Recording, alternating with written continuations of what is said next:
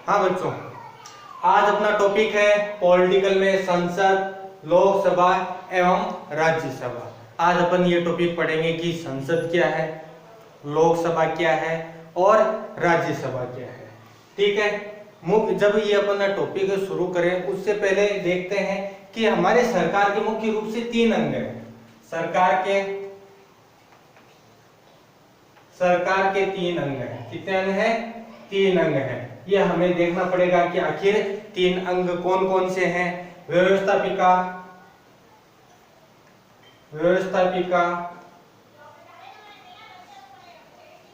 दूसरा है कार्यपालिका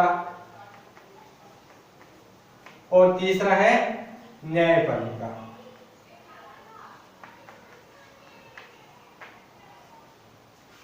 अब व्यवस्थापिका भारत में बोलते हैं। ठीक है, अब अलग अलग देशों में व्यवस्थापिका के अलग अलग नाम हैं। अब जैसे अपन बात करते हैं इंग्लैंड में व्यवस्थापिका को क्या बोलते हैं? पार्लियामेंट। ठीक है, अमेरिका के बारे में बात करें, United state of America. America के बारे में बात करें तो अमेरिका में व्यवस्थापिका को क्या बोलते हैं? कांग्रेस बोलते हैं। ठीक है, उसी प्रकार से अपन जापान के बारे में बात करते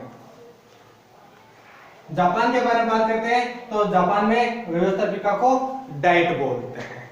ठीक है, अलग अलग देशों में इसके अलग अलग नाम है। हमारे यहाँ पर हम इसको व्यवस्थापिका बोलते हैं। अब देखिए, मुख्य रूप से व्यवस्थापिका का ही भाग अपने व्यवस्थापिका मतलब संसद। जैसे व्यवस्थापिका का अपने यहाँ पे क्या है? संसद है। अपने यहाँ पे व्यवस्थापिका क्या है? संसद। अब संसद के बारे में बात करें कि आखिर संसद के कितने अंग हैं और कितने इसके पद हैं। ठीक है, तो बात करें संसद को अंगों की। संसद के जो अंग हैं वो मुख्य रूप से अपने यहाँ पर 3 अंगों से मिलकर के संसद का निर्माण होता है। क्या है? सबसे पहले राष्ट्रपति। पहला क्या है? राष्ट्रपति। उसके बाद में लोकसभा और राज्यसभा।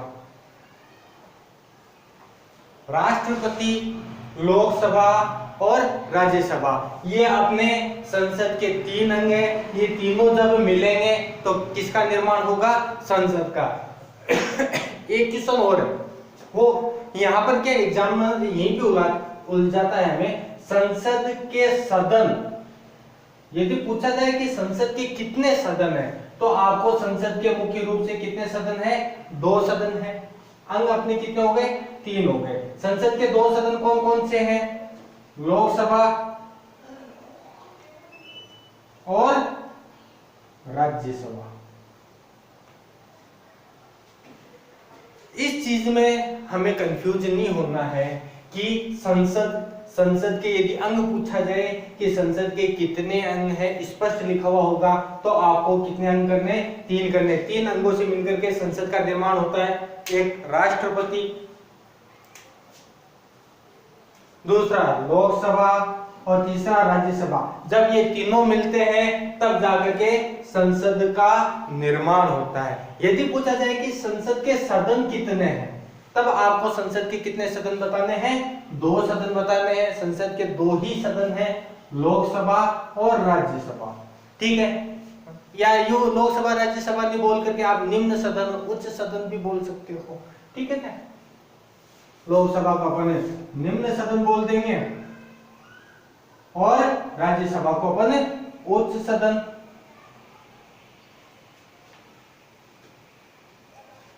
अब ये बातें तो अपन ने कर ली है मुख्य रूप से। ठीक है, अब बात करते हैं राष्ट्रपति, लोकसभा और राज्यसभा के बारे में। सबसे पहले अपन बात करते हैं राष्ट्रपति। यहां लिखता हूं मैं राष्ट्रपति।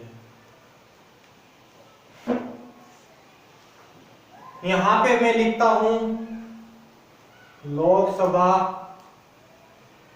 और यहाँ पे राज्यसभा। अब इन तीनों के लिए कुछ न कुछ नियम बने हुए हैं। क्या नियम है? शुरुआत अपन लोकसभा से करते हैं। लोकसभा में का सदस्य बनने के लिए जो न्यूनतम आयु है, न्यूनतम आयु 25 वर्ष होनी चाहिए। राज्यसभा का न्यूनतम आयु 30 वर्ष होनी चाहिए और राष्ट्रपति बनने के लिए न्यूनतम आयु 35 वर्ष होनी चाहिए। हाँ, एक चीज और मैं बतानी भूल गया था कि ये जो संसद है, संसद का निर्माण हमारे यहाँ पर अनुच्छेद 79 में किया गया है। भारतीय संविधान के अनुच्छेद 79 में साफ साफ उल्लेख किया गया है कि हमारे यहाँ पर एक संसद का निर्माण होगा। ठीक है। उसके बाद में लोकसभा का सदस्य बनने के लिए लाभ के पद पे नहीं होना चाहिए,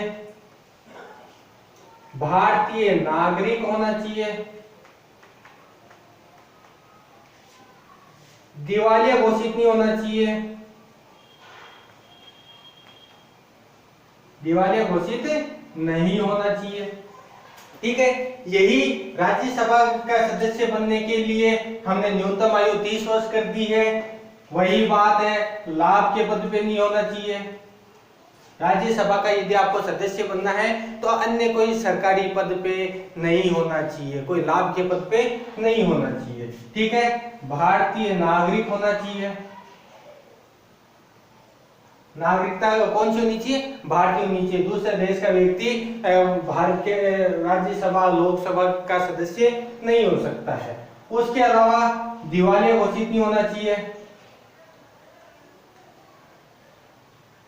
और दोनों में एक कॉमन चीज और है, पागल भी नहीं होना चाहिए। अब पता है कोई पागल व्यक्ति यदि लोकसभा राज्यसभा में चला जाएगा तो न्यायालय कर देगा है, तो इसलिए पागल नहीं होना चाहिए। राष्ट्रपति पद के लिए मुख्य रूप से देखो न्यूनतम आयु 35 वर्ष कर दी है। वही बात है, भारतीय नागरिक होना चाहिए और लोकसभा सदस्य बनने की योग्यता होनी चाहिए। सीधा लिख रहा हूं मैं यहाँ पे, लोकसभा सदस्य बनने की योग्यता होनी चाहिए। मतलब जो लोकसभा सदस्य के लिए योग्यता चाहिए 35 वर्ष, भारतीय नागरिक तो है ही है, उसके अलावा लोकसभा में जो योग्यता चाहिए वही मतलब वही है बात है कि कोई लाभ के पद पे नहीं होना चाहिए। ठीक है। ये चीजें हैं राष्ट्रपति, लोकसभा और राज्यसभा। अब बात करते हैं इनके शपथ के लिए। शपथ के लिए राष्ट्रपति को भारत का मुख्य न्यायाधीश, शपथ कौन दिलाएगा? सर्वोच्च न्यायालय का मुख्य न्यायाधीश, सुप्रीम कोर्ट का मुख्य न्यायाधीश शपथ दिलाता है। उसके अलावा लोकसभा और राज्यसभा, जिसको हम आम भाषा में क्या बोलते हैं? सांसद बोलते हैं, सांसद बोलते हैं, एमपी बोलते हैं, मेंबर ऑफ पार्लियामेंट। ठीक है ना? चाहे सांसद बोलो, एमपी बोलो, या लोकसभा का सदस्य बोलो, या राज्यसभा का सदस्य बोलो, इनको मुख्य रूप से शपथ दिलाने का कार्य किसका है? शपथ राष्ट्रपति दिलाएगा या राष्ट्रपति के द्वारा नियुक्त कोई व्यक्ति होगा वो। यदि राष्ट्रपति नहीं आ सकते हैं किसी कार्य के कारण, तो राष्ट्रपति के द्वारा नियुक्त कोई भी व्यक्ति होगा वो शपथ दिलाएगा, या राष्ट्रपति द्वारा नियुक्त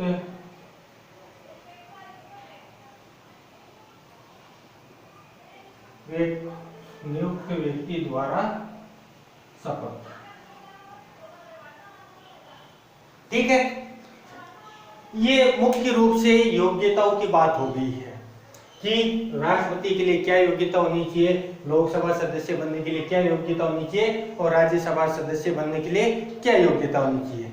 उसके अलावा राष्ट्रपति पद के लिए कुछ उम्मीदवार भी होते हैं, 50 प्रस्ताव रखते हैं, 50 व्यक्ति है या 50 सांसद है, उसका अनुमोदन करते हैं।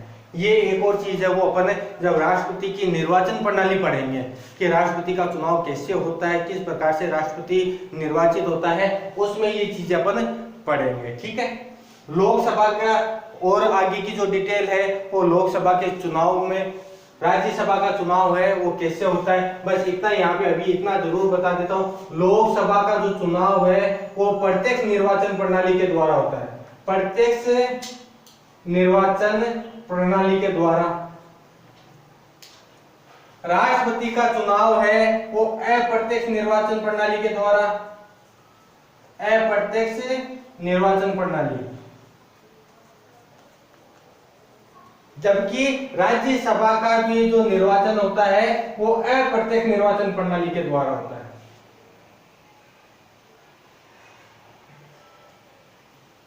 अब बात करते हैं कि ये प्रत्यक्ष निर्वाचन प्रणाली क्या है और अप्रत्यक्ष निर्वाचन प्रणाली क्या है, कि प्रत्यक्ष निर्वाचन प्रणाली हम किसको बोलते हैं और अप्रत्यक्ष निर्वाचन प्रणाली हम किसको बोलते हैं।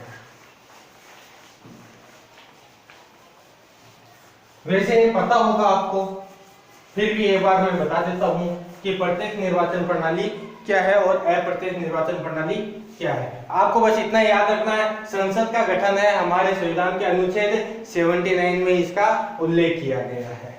हाँ, अब बात करते हैं प्रत्यक्ष निर्वाचन प्रणाली। प्रत्यक्ष निर्वाचन प्रणाली, प्रत्यक्ष निर्वाचन प्रणाली क्या है? जहां पर लोग या आम जनता, आम व्यक्ति सीधे चुनाव करते हैं और अपना प्रतिनिधित्व चुनते हैं, सीधे वोटिंग करते हैं, वोटिंग प्रक्रिया में भाग लेते हैं और अपना प्रतिनिधि चुनते हैं। वो हो गई अपनी प्रत्यक्ष निर्वाचन प्रणाली। जैसे आपने देखा होगा लोकसभा के चुनाव होते हैं, उसके अलावा विधानसभा के चुनाव होते हैं, अपने सरपंच के, वार्ड पंच के, इनके चुनाव होते हैं, है ना।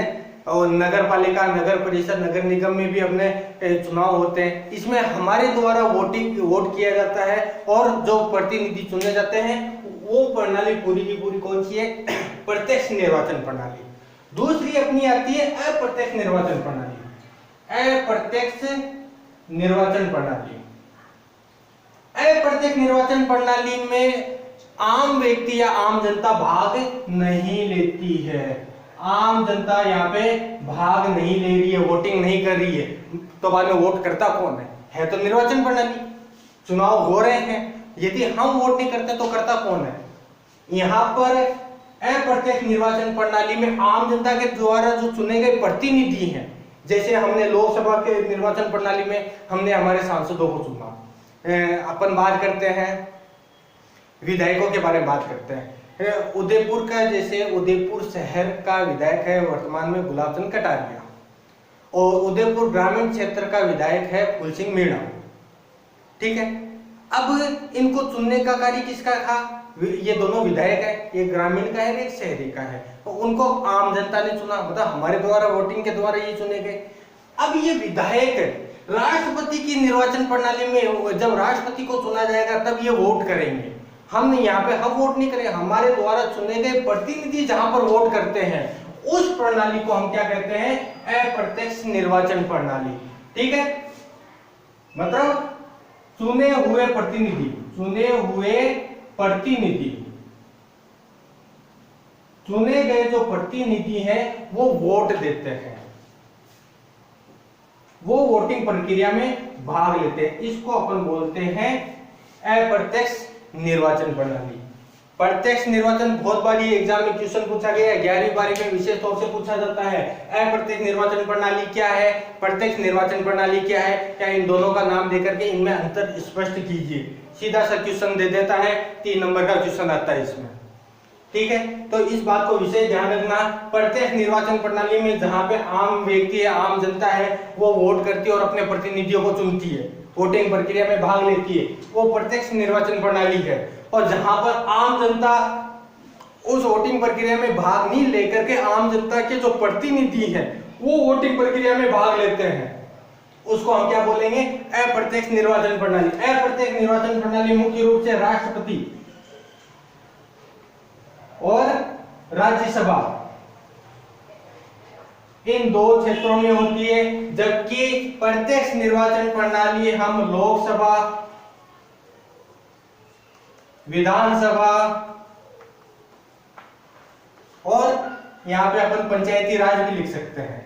पंचायती राज में जब अपन ये पंचायती राज पढ़ेंगे, पंचायती राज मुख्य रूप से 73वां व 74वां संविधान संशोधन के द्वारा, 73वां व 74वां संविधान संशोधन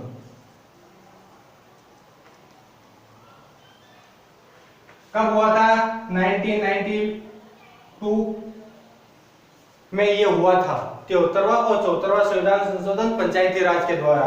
तब अपन ये पंचायती राज की पूरी डिटेल पढ़ेंगे कि किस प्रकार से ग्रामीण स्तर पर, नगरीय क्षेत्र में कहां पर नगर पालिका की स्थापना होती है, कहां नगर परिषद होती है, कहां पे नगर निगम होती है, कितनी जनसंख्या को इन्होंने डिसाइड कर रखा है, उसके आधार पर नगर पालिका, नगर परिषद, नगर निगम का गठन होता है और उनके प्रतिनिधियों का चुनाव कैसे होता है और उनके क्या क्या कार्य होते हैं। ये चीजें अपन पंचायती राज या स्थानीय स्वशासन भी बोलते हैं, स्थानीय स्वशासन में पढ़ेंगे। अभी अपने ये क्या है? प्रत्यक्ष और अप्रत्यक्ष निर्वाचन प्रणाली हो गई है।